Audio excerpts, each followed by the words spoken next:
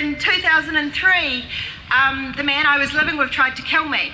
I'd been in an abusive relationship with him for quite a few years before that, and I'd never asked for help. I was living in fear. I was too scared to ask anyone. I was too shamed and embarrassed to tell anybody what was happening to me. There was nobody out there saying it's not okay. There was nobody telling him, fuck dude, don't do that, pull your head in. Nothing like that.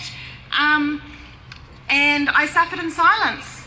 And now, years later, I've healed myself, but there are so many women that are still living in pain, that are living in fear every single day. And I will stand here, I will stand throughout the country and raise my voice for them. 50% of all homicides in New Zealand are domestic violence related.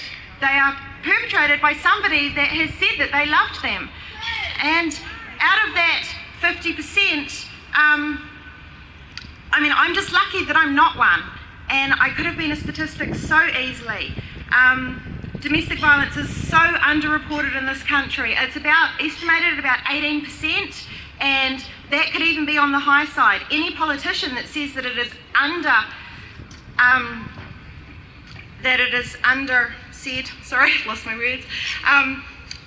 is part of the cycle that is perpetuating this violence. Victim shaming and victim blaming is stopping women from coming forward. It is stopping them from standing up and saying that they need help or asking somebody to help them. And victim blaming perpetuates the cycle of protecting the perpetrator so that they can get away with it. And then what happens when these amazing and strong, courageous women come forward and they stand up and they go to court and they go through all of the procedures, and then the judicial system just gives him a slap on the wrist and sends him back out because you couldn't prove it beyond a reasonable doubt that he raped you 5 times on Tuesday.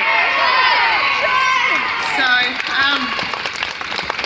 I will lend my voice to any woman that needs it. I will stand here and I will take this to the government. They need to change. This needs to come from a policy level, from a government level.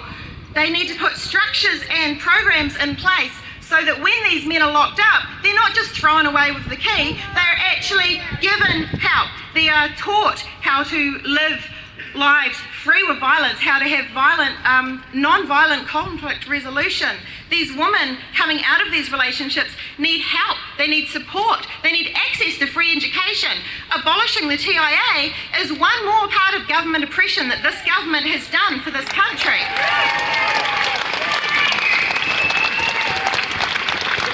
These women need to be supported, they need to be helped, they need to be guided, and they need funding.